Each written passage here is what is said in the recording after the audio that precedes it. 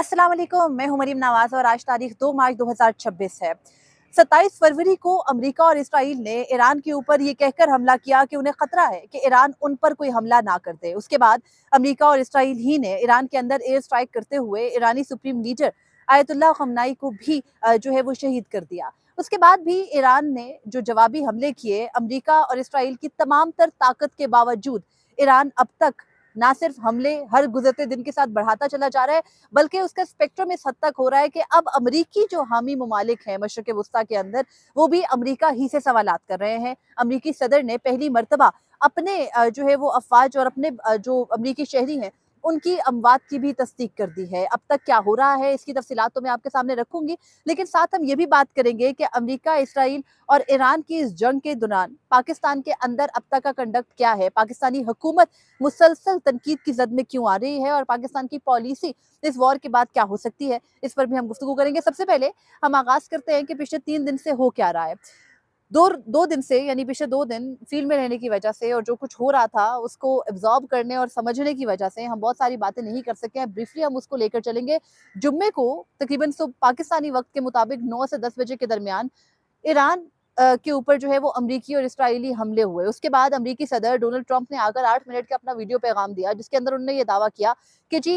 Iran के ऊपर हमला इसलिए ज़रूरी था कि हमें खदशा है और हमें ये डर है कि ईरान अमरीका या इसराइल के ऊपर हमला ना कर दे, क्योंकि ईरान ने ऐसी टेक्नोलॉजी तैयार कर रखी है जिससे वो हमला कर सकता है। लिहाजा हम अमरीका की आवाम के लिए दुनिया को महफूज मकाम बनाना चाहते हैं और लिहाजा इसलिए हमने ईरान पर हमला किया। ईरान में हमलों के 24 घंटे के अंदर अमरीका और इसराइल अपना वो असल हदफ जो है वो हासिल करने में कामयाब हुए, जो उन्होंने पिछले 6-7 माह से जो है वो प्लान कर रखा था। और वो ये था कि अमरीकी अमरीकी फोर्सेज हैं उनके थ्रू या अमरीकी फ़िज़ाई हमलों के थ्रू जो ईरानी सुप्रीम लीडर हैं आयतुल्लाह अली ख़ामेनी, उनको जो है वो जान से मारना। और उनको जान से मारने के बाद अमरीका या इसराइल ये कैलकुलेट कर रहे थे कि ईरान के अंदर रिजीम चेंज हो सकेगी। अमरीकी इंटेलिजेंस ने ना सिर्फ डोनाल्ड ट्रंप के साथ जो है वो एक बड़ा ऐसे लगता है कि हाथ कर दिया है, बल्कि इसके साथ ये भी लग रहा है कि अमरीकी सदर को बाकायदा तौर पर न्यूयॉर्क टाइम्स के मुताबिक जो है वो बताया गया था कि ईरान पर हमला करके कोई फायदा नहीं होगा, ना ही ईरान अमरीका या इसराइल पर हमले के लिए कुछ प्लान कर रहा है। इसके थोड़े से बैकड्रॉप में जाने से पहले पिछले 3 दिन में हुआ क्या उसको ब्रीफली हम लेकर चलेंगे। सबसे पहले ये कि अमरीका ने आयतुल्लाह खamenei को जो है वो इसराइल ने शहीद कर दिया और उसके बाद ईरान के अंदर बल्कि दुनिया भर के अंदर शदीद रद्द-ए-अमल सामने आया। अमेरिका के अंदर बैठे अपने भी उनके चैनल्स, उनके अपनी जो अमेरिकी सदर डोनाल्ड ट्रंप की ऑपोजिशन है, ना सिर्फ वो तनकीद कर रही है, बल्कि एक सर्वे के मुताबिक अमेरिका के अंदर हर 4 में से 1 शहरी ये कहता है कि जंग हो, बाकी 3 शहरी ये कहते हैं कि वो जंग के हामी नहीं हैं। तो ये अब लिखा जा रहा है, बाकायदा तौर पर अमेरिका के अंदर से आवाज़ें उठ रही हैं कि अमेरिकी सदर ने अपनी इनफरादी जो है वो अना की तस्कीन के लिए ईरान के ऊपर बल्कि पूरी दुनिया को, मशरिक़ वुस्ता को जंग के अंदर धकेला। पिछले 3 दिन में अमेरिका और इसराइल ने अपनी तमाम तर फोर्स इस्तेमाल की। ईरान के अंदर अब तक जो ऑफिशियल फिगर्स दिए जा रहे हैं वो तकरीबन 450 से 500 अफराद के शहीद होने के हैं, लेकिन ये अनकन्फर्म फिगर्स हैं। ईरान के अंदर से जो फिगर्स आ रहे थे रेड क्रिसेंट के हिलाल अहमर के थ्रू, वो जो है वो इदारा इसराइली बमबारी में तबाह होने के बाद जो है वो अब तक उसकी कोई जो ईरान के अंदर से कैजुअलिटीज़ है उसकी कंफर्मेशन नहीं आई। ये तादाद हज़ारों में होगी और ईरान के अंदर अमेरिका और इसराइल ने पिछले 3 दिन में हज़ारों ही के हिसाब से एयर स्ट्राइक्स की हैं। गुज़िश्ता रोज़ इसराइल ने ये दावा किया कि जो उन्होंने ईरान के अंदर एयर स्ट्राइक्स की हैं वो पिछले 3 दिनों में सबसे ज़्यादा थी और वो 700 से 800 के करीब थी। और ईरान के अंदर तमाम तर जो ईरानी जो इंफ्रास्ट्रक्चर है, ना सिर्फ उसको तबाह कर रहे हैं, शहरी इलाकों के अंदर जो है वो हमले कर रहे हैं, बल्कि ईरानी ही एक सूबे के अंदर एक एलिमेंट्री स्कूल में 185 से ज़ायद बच्चियों को जो है वो कत्ल कर लेने के बाद भी अमेरिका और इसराइल अभी तक टिक के बैठे नहीं हैं। लेकिन दूसरी जानिब ईरान ने क्या किया, जहाँ अमेरिका और इसराइल एक पूरा नेटवर्क बना चुके थे, उन्होंने ईरान को जो है वो डायलॉग्स के अंदर इंगेज किया, ओमान को मीडिएटर बनाया। ओमानी वज़ीर ख़ारिजा ने खुद जिस वक़्त इसराइल और अमेरिका ने मिलकर ईरान के ऊपर इस खदशे की वजह से हमला कर दिया, महज़ खदशा, जो कि उनकी इंटेलिजेंस के मुताबिक झूठा खदशा था, मनगढ़ंत खदशा था कि जी ईरान हम पर हमला ना कर दे। जब उन्होंने ये हमला ईरान पर किया तो जुम्मे ही की सुबह उस वक्त एक टीवी चैनल के ऊपर बैठे थे ओमानी वज़ीर ख़ारिजा, जो कि इसराइल, अमेरिका और ईरान के दरमियान मीडिएटर का रोल प्ले कर रहे थे मुज़ाकरात के लिए। उन्होंने बैठकर ये दावा किया कि ईरान ने वो तमाम तर जो अमरीकी या इसराइली मुतालबात थे, यानी जो यूरेनियम की अफजूदगी से मुतालिक हैं, यानी एटम बम बनाने से मुतालिक है, ईरान ने तमाम तर मुतालबात को ना सिर्फ तस्लीम किया बल्कि ये भी कहा कि जो इंटरनेशनली जो यूरेनियम की अफजूदगी से मुतालिक ममालिक में जाके जो है वो एक तंजीम है जो कि जाके वहाँ पर देखती है, ओवरऑल परसू करती है कि किस हद तक किसी मुल्क के अंदर जो है कि उनके पास यूरेनियम मौजूद है और उसकी अफजूदगी से वो क्या कुछ हासिल कर सकते हैं। उस तंजीम को भी यानी IAEA को भी जो है वो इजाज़त दी ईरान ने कि वो आए ईरान के अंदर और आकर के खुद इस बात का मुशाहिदा करे कि ईरान किस हद तक जो है वो यूरेनियम की अफजूदगी कर रहा है और ईरान एटम बम बनाने का ना हामी है, ना ही वो बनाने का इरादा रखता है। इन तमाम तर टर्म्स पर अग्री करने के बावजूद ओमानी वज़ीर ख़ारिजा ये कहते हैं कि उनके लिए हैरानकुन था कि अमेरिका ने तमाम डील तय हो जाने के बाद जब डील डॉक्यूमेंट होने जा रही थी, उसपे सिर्फ दस्तखत करने बाकी रह गए थे, तो ईरान के ऊपर ये कहकर हमला कर दिया कि उनको डर है कि ईरान उन पर हमला ना कर दे। आज सुबह रॉयटर्स के मुताबिक अमरीकी जो इंटेलिजेंस है CIA, उन्होंने कांग्रेस को जो है वो ब्रीफिंग देते हुए ये बताया है कि उन्होंने तो पहले ही डोनाल्ड ट्रंप को बता दिया था और अमरीकी इंतजामिया को मतला कर दिया था कि ईरान आप पर हमले का कोई इरादा नहीं रखता, लिहाजा इस किस्म की किसी हमले की जरूरत नहीं है जो ईरान पर किया गया है। अब ये नजर आ रहा है, जो साफ तौर पर नजर आ रहा है कि जो अमरीका है उसने और इसराइल ने मिलकर यानी उनकी क़यादत ने मिलकर जो नेतन्याहू है दुनिया में कितने जो है वो हज़ारों मुसलमानों का खून पी लेने के बाद भी उस शख्स को जो है वो अभी भी सुकून नहीं आया, तो उसकी पॉलिसियों के साथ अलाइन होते हुए अमेरिका ने ना सिर्फ ईरान के अंदर इस जंग को किया बल्कि पीछे जो सोल रीज़न बताया जा रहा था, जो वजह बताई जा रही थी, वो वजह क्या थी? ईरान के अंदर रिजीम चेंज करना। ईरान के अंदर रिजीम चेंज करना ना सिर्फ अब तक भी नामुमकिन नजर आ रहा है बल्कि पिछले 3 दिन के अंदर ईरान के अंदर अपनी तमाम तर ताकत इस्तेमाल कर लेने के बाद भी अमेरिका और इसराइल कोई हदफ हासिल नहीं कर सके हैं। बजाय इसके कि उन्होंने सिर्फ जो है वो आयतुल्ला अली ख़मीनी को जो है वो ना सिर्फ शहीद कर दिया बल्कि ईरान की जो एक पूरी क़यादत है, आप कह सकते हैं ईरानी आर्मी चीफ, ईरानी जो IRGC फोर्स है उसके जो है वो सरबराह, उसके साथ ईरानी सदर को जो है वो ज़ख्मी किया, ईरान की सारी आला क़यादत को टारगेट किया। लेकिन उसके बावजूद ईरान जिस मॉडल के तहत चल रहा है वो नज़र आ रहा है कि ईरान में इससे पहले भी जब जून में अमेरिका और इसराइल ने हमले किए थे तो तब भी बल्कि तब इसराइल ने हमले किए थे तो तब भी ये हुआ था कि जो ईरानी टॉप लीडरशिप थी या उनकी जो टॉप हायरार्की होती है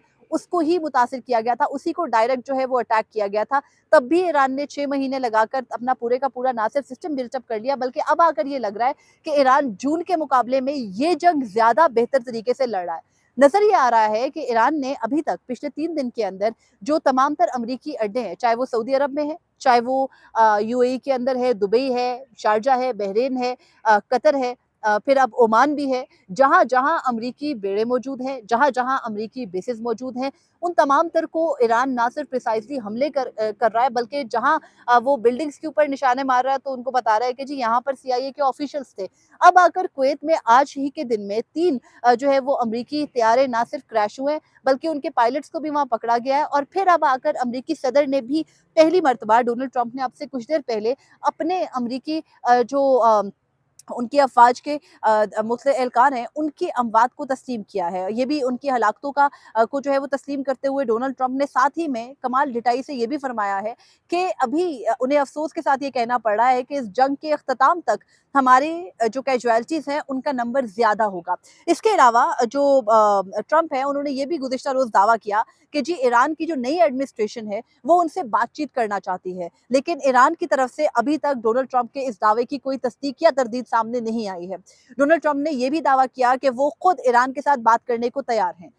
ईरान ने इससे पहले जून में भी जो इजराइल के साथ जंग हुई थी उसमें इजराइल ही को पसपा किया था। उस जंग के बाद ये डिस्कशन हुई थी कि ईरान ने जितना मर्जी डैमेज लिया लेकिन झुका नहीं, और वो ना झुकने की वजह से जो पार्टी झुकती नहीं है जंग में जीत उसकी तसव्वुर होती है। अगेन अब भी इस मर्तबा भी ये हो रहा है कि अपने सुप्रीम लीडर को गंवा देने के बाद, अपनी सारी टॉप हायरार्की खत्म कर लेने के बाद भी ईरान अब तक मुसलसल मिसाइल दाग रहा है। इसमें कोई शक नहीं है कि ईरान के अंदर डैमेज बहुत ज्यादा हो रहा है। जाहिर बात है कि दुनिया की दो जो है वो जो ताकतें हैं, खासतौर पर जो इन टर्म्स ऑफ मिलिट्री हैं या इन टर्म्स ऑफ टेक्नोलॉजी हैं और इन टर्म्स ऑफ वेपन्स हैं, वो मिल करके तमाम तर दुनिया को अपने साथ मिला के, यानी यूरोपीय यूनियन चुप था कल वो भी बोल पड़ा, बरतानिया चुप था वो भी बोल पड़ा, यानी नेटो फोर्सेस जो हैं उनको भी साथ मिलाकर के एक मुल्क के ऊपर जो कि ईरान है उस पर हमला आवर है। तो ऐसे मुल्क के अंदर से अभी तक मुसलसल हमले किए जाना ये दुनिया को बताने के लिए काफी है कि जीत कौन रहा है। दूसरी जानिब पाकिस्तान के अंदर क्या हो रहा है, गुज़िश्ता 2 रोज से जाहिर बात है जब जंग चल रही है तो हर मुल्क से ये तकाजा होता है, ये सवाल होता है कि वो किस जानिब खड़ा है। जब इसराइल और अमेरिका ने ईरान के ऊपर हमला किया तो पाकिस्तान ने एक बयान जारी किया। उस बयान के अंदर पाकिस्तान ने ये बात क्लियरली कही कि जी अमेरिका और इसराइल का नाम नहीं लिया, लेकिन नाम लिए बगैर ये कहा कि ईरान के ऊपर हमला करना एक मुल्क की सालमियत के खिलाफ है, इंटरनेशनल जो कन्वेंशन है और इंटरनेशनल लॉज हैं उनकी खिलाफ वर्जी है। पाकिस्तान की इस मजम्मत को ईरान ने पॉजिटिवली लिया, लेकिन फिर जो ईरानी सुप्रीम लीडर हैं आयतुल्लाह अली ख़ोमेनी, उनकी डेथ के बाद ख़amenei उनकी डेथ के बाद जो है वो पाकिस्तान के अंदर रिएक्शन बहुत ज़्यादा आया। हम सबको पता है कि पाकिस्तान के अंदर शिया कम्युनिटी किस तादाद में है, हर शहर में है। फिर ख़ास तौर पर हमारा जो जीबी का एरिया है वहाँ पर शिया कम्युनिटी की मेजॉरिटी है और वहाँ से जो प्रोटेस्ट हैं वो शुरू हुए और बाकायदा तौर पर जो यूएन के जो दफातर थे या फिर इस्लामाबाद के अंदर अमरीकी कौंसलेट आने की कोशिश की, गुज़िश्ता रोज़ मुजाहिरीन ने डायरेक्ट फायर किए गए उनके ऊपर। कराची में अमरीकी कौंसलेट के अंदर जो है वो मुजाहिरीन कैसे पहुंच गए अब तक ये मौमा ही है, हल नहीं हो सका। लेकिन उसके मुकाबले में पाकिस्तान की पॉलिसी क्या थी, इसके ऊपर क्रिटिसिज्म मुसलसल हम समेत सब करते रहे। ईरानी सुप्रीम लीडर की डेथ के बाद पाकिस्तान के अंदर से उसकी कंडेमिनेशन या जो इजहार अफसोस है वो 8 से 12 घंटे के फासले से आया। पाकिस्तान इंटरनली इजलास कर रहा था, अपनी सिक्योरिटी के मामलात को देख रहा था, वजीर आजम या सदर की जानिब से कोई बयान नहीं आया था। अपोजिशन के रहनुमाओं के बयानात आ गए, पाकिस्तान के अंदर से अवाम जो है वो सुपर एक्टिव थी हफ्ते की सुबह, लेकिन जो हुकूमत थी वो गायब थी। फिर इतवार को यानी गुज़िश्ता रोज़ इस्लामाबाद, कराची, लाहौर, जीबी, मुल्क के मुख्तलिफ हिस्सों में जहाँ जहाँ अहले तशी हैं उन्होंने ना सिर्फ इज्तिमा किए, जुलूस निकाले, बल्कि वो अपने सुप्रीम लीडर जो कि उनके रहबर आला समझे जाते हैं पूरी दुनिया के अंदर, ईरानी जो सुप्रीम लीडर हैं वो सिर्फ ईरान के सुप्रीम लीडर नहीं थे, दुनिया भर में बसने वाले जो अहले तशी हैं वो उनको अपना रहबर आला मानते हैं। तो ज़ाहिर बात है कि उनकी उनकी शहादत थी उसके बाद एहतजाज हुए, उसके बाद एक जो गम है, मातम का सा समा था। गुज़िश्ता रोज़ क्या हुआ जो पाकिस्तान के अंदर शदीद अफसोसनाक है और वो ना सिर्फ पाकिस्तान की पॉलिसियों को जो है वो उनके शहरियों की नज़र में मज़ीद जो है वो सवालिया निशान बना रहा है, बल्कि अब ये सवालात ज़्यादा उठने लगे हैं कि पाकिस्तान ने ईरान के साथ नहीं खड़ा होना ना हो। वो पिछले 1 साल से अमरीकी सदर डोनाल्ड ट्रंप की जो है वो ना सिर्फ खुशामदों में लगे हैं बल्कि उनकी खुशनुदी हासिल करने के लिए हर हद तक जाने को तैयार हैं, 100 मरतबा हो। लेकिन अपने शहरियों के खिलाफ आपकी पॉलिसी क्या है? गुज़िश्ता रोज़ कराची में सबसे पहले जब कराची में जो जुलूस पहुंचा और उस जुलूस में खुद जो पाकिस्तान की हद तक आपको पता है कि जो शिया कम्युनिटी की सरबराही करते हैं अल्लामा राजा नासिर अब्बास कराची में थे, कहते रहे पुरअमन जुलूस के लिए, लेकिन अचानक से अमरीकी कौंसलेट पहुंचकर वहाँ की सिक्योरिटी गायब हो गई। वहाँ पर सिक्योरिटी लैब्स पर अब तक कोई बात नहीं कर रहा है, लेकिन वहाँ पे अमरीकी मरीन फोर्सेस की जानिब से बराह रास्त फायर किए गए। जो विजुअल सामने आए उनमें ये भी नजर आता है कि हमला आवरों के साथ यानी जो मुजाहिरीन थे उनके साथ एक शख्स वहाँ पर क्राउड के अंदर अपनी उसकी जो बहुत सारे लोग ये भी दावा करते हैं कि उसने अपनी शर्ट के नीचे बुलेट प्रूफ जैकेट पहन रखी है, वो शख्स फायर करता नजर आ रहा है अमरीकी कौंसलेट के ऊपर और फिर अमरीकी कौंसलेट के अंदर से फायर किए गए, जिसके नतीजे में कराची ही के अंदर 10 शहादतें मौके पर भी हुई। उसके बाद मुल्क भर के मुजाहिरों के अंदर टोटल 35 अफराद का फिगर दिया जा रहा है जो गुज़िश्ता रोज जान से गए। पाकिस्तान इस्लामाबाद के अंदर हमारी नजरों के सामने जो मुजाहिरीन हैं वो पुरअमन तरीके से आ रहे थे, वो किसी को कुछ नहीं कह रहे थे। अभी वो हम सबको पता है कि अमरीकी कौंसल खाना इस्लामाबाद में जो है वो डिप्लोमेटिक एन्क्लेव के अंदर है। डिप्लोमेटिक एन्क्लेव के बाहर भी जो है वो 4 कदगनें आती हैं। अभी उससे 3 किलोमीटर जो है वो मुजाहिरीन दूर थे कि उनके ऊपर आंसू गैस, रबर बुलेट और फिर एक्चुअल बुलेट जो है वो बरसाए गए, स्ट्रेट फायर किए गए। इस्लामाबाद के अंदर जो ऑफिशियल फिगर अस्पतालों से आया वो 3 अफराद की शहादतों का था, जबकि जो यहाँ के लोकल लीडर्स हैं जो कि लीड भी कर रहे थे इस तमाम तर जो एहतजाज है उसको, अल्लामा शहनशाह नकवी, उन्होंने ये कहा कि जी 6 टोटल कैजुअलिटीज़ हुई हैं इस्लामाबाद के अंदर। इसी तरह से स्कर्दू जो गिलगित बल्तिस्तान है वहाँ पर सबसे बड़े इज्तिमा देखने में आए और वहाँ के इज्तिमा के अंदर बराह रास्त जो है वो सिक्योरिटी फोर्सेस ने ना सिर्फ अपने शहरियों पर, मुजाहिरीन पर गोलियां बरसाई, बल्कि उसके बाद वहाँ पर जो कैजुअलिटीज़ हुई वो 14 जो है वो कैजुअलिटीज़ बताई जा रही है, मुतअद्दिद दर्जनों अफराद जख्मी हैं। इस सब के बाद जीबी के अंदर कर्फ्यू नाफिज कर दिया गया। इस्लामाबाद में जब सिचुएशन जो है वो आउट ऑफ हैंड्स हुई, जब लगा बात बिगड़ रही है, तो खुद विफाकी वजीर दाखिला मोहसिन नकवी उस मॉब के दरमियान चले गए और जाकर के रिक्वेस्ट करते रहे कि पुरअमन रहें, बताते रहे कि हम भी आपकी तरह गमज़दा हैं, आप पुरअमन रहें। उसके बाद यानी तमाम तर मुजाहिरों के बाद कल शाम ही को इस्लामाबाद में वजीर आज़म की सरबराही में होने वाली जो आला सतह सिक्योरिटी कमेटी है, उसके इजलास के बाद वजीर आज़म ने ना सिर्फ ईरानी अवाम के साथ अपने जो है वो जज्बात का और अपने ईरानी अवाम के साथ खड़े होने का जो है वो बयान जारी किया, बल्कि बाकायदा तौर पर वो पहली मरतबा बोले। इससे पहले वजीर आज़म ऑफिस से आने वाले पैगामात ये थे कि वो ज़ैद बिन नहयान जो कि यूएई के प्रेसिडेंट हैं, उनके साथ कॉल कर रहे हैं वज़ीर आज़म और उनके साथ सॉलिडारिटी में खड़े हो रहे हैं, ईरान के खिलाफ ईरानी हमलों की मज़म्मत कर रहे हैं। सऊदी क्राउन प्रिंस एमबीएस को कॉल कर रहे हैं, ईरानी हमलों की मज़म्मत कर रहे हैं। तो पाकिस्तान एक तरह से ना बहुत मुश्किल सिचुएशन में था। गुज़िश्ता रोज़ मैंने परसों बल्कि सोशल मीडिया पर एक पोस्ट पढ़ी और वो पाकिस्तानी डिप्लोमेसी का इस वक्त हाल ये है कि जी पाकिस्तान खड़ा ईरान के साथ है, बैठा अमेरिका के साथ है और सिचुएशन इस हद तक कंप्रोमाइज़ है कि उनको समझ नहीं आ रही कि वो जाएँ कहाँ। हमारे नेक्स्ट डोर नेबर्स हैं ईरान, अगर ईरान के साथ कुछ होता है, ईरान के अंदर रेजिम चेंज जो कि अब नामुमकिन लगता है, अमेरिका और इसराइल अचीव नहीं कर सके वो जो करना चाहते थे ईरान के अंदर, तो अगर ईरान में पपेट हुकूमत आकर बैठती है, जैसे इराक में है, जैसे सीरिया में है, तो उसके बाद पाकिस्तान का हाल क्या होगा हम सब जानते हैं। पाकिस्तान को लेकर के गुज़िश्ता रोज़ हालत ये थी कि जी पाकिस्तानी टीवी चैनल्स को हैक करके, पाकिस्तानी वेबसाइट्स को हैक करके इसराइली पैगामात मोसाद के चले और उसमें कहा गया कि जी आए हमारे साथ खड़े हों और ईरानियों कौम को हम ये कहते हैं कि वो हमारे साथ खड़े हो ताकि हम ईरान के अंदर रिजीम चेंज कर सकें। तो इस बात का इदराक अमेरिका और इसराइल को हो चुका है कि रिजीम चेंज करना ईरान में इतना आसान काम नहीं है। जिस रज़ा पहलवी का को बुनियाद बनाकर या जिनके मुतालबात पर जो पैगामात दे रहे हैं 2 रोज़ से अमेरिका ये सब कुछ कर रहा था और जिसको बुनियाद बनाकर अमेरिका ये कह रहा है कि जी ईरान के अंदर जो है वो ईरानी शहरी और ईरानी ख़वातीन की आज़ादी के लिए हम ये कर रहे हैं और फिर वो ईरान ही के अंदर एक बच्चियों के स्कूल के ऊपर, एलिमेंट्री स्कूल के ऊपर जो है वो खुद ही बमबारी करता है और उसमें 185 बच्चियाँ मार देता है और फिर ये सवाल उठता है दुनिया की जानिब से कि जी आपकी दोगली पॉलिसियों को अब हम समझ गए हैं, एप्स्टीन फाइल्स की वजह से ये सब कुछ किया जा रहा है, दुनिया समझ गई है। तो ऐसे में पाकिस्तान की पॉलिसी भी मुसलसल तनकीद की जद में है। पाकिस्तान की अपने शहरियों के खिलाफ पॉलिसी अब पिछले एक अरसे से ये तय हो चुकी है, चाहे वो 26 नवंबर हो, चाहे वो जो सानिया जो है वो जो टीएलपी पे का हुआ था वो वाकया हो या फिर अब गुज़िश्ता रोज़ का वाकया हो, ये सारे वाकयात बिल्कुल सेम तर्ज से चले। मुजाहिरीन निकलते हैं, सिक्योरिटी फोर्सेस गोलियां मारते हैं, गोलियां मारने के बाद खबर एक भी नहीं चलती, इनकार कर दिया जाता है, हाथ खड़े कर दिए जाते हैं, हमें नहीं पता। सिंध पुलिस ने कराची में हाथ खड़े कर दिए, इस्लामाबाद पुलिस इस्लामाबाद में एडमिट करने को तैयार नहीं है, स्कर्दू में जो हुआ, जीबी में जो हुआ उसको वहां पर एडमिट करने को कोई तैयार नहीं है। लेकिन एक चीज़ का इतराक जो है, पाकिस्तान इस वक्त अफगानिस्तान के साथ हालते जंग में है। ग्राउंड पर सिचुएशन ये है कि अवाम आपकी पॉलिसियों पर इसलिए एतबार नहीं कर रही है क्योंकि आप अवाम को एतमाद में नहीं ले रहे हैं और ईरान के मामले पर भी पाकिस्तान एक वाज़ेह पॉलिसी नहीं दे सका। गो के ईरान के साथ सॉलिडारिटी भी ज़रूर दिखाई, ईरान ने उस पर शुक्रिया भी किया, लेकिन अमेरिका के साथ होकर अगर ईरान के अंदर हमलों को कल पाकिस्तान सपोर्ट करता है तो फिर अवाम कहाँ खड़ी होगी। सवालात बहुत सारे हैं, जवाब उनके जो है वो मांगे जा रहे हैं। ये भी सवाल हो रहा है कि आपके मुल्क के अंदर बैरूनी कौंसल खाने के लोगों जो है वो आकर के अगर मारेंगे आपके शहरियों को तो क्या आपके कौंसल खाने बाहर जो है वो मुल्कों के अंदर आपके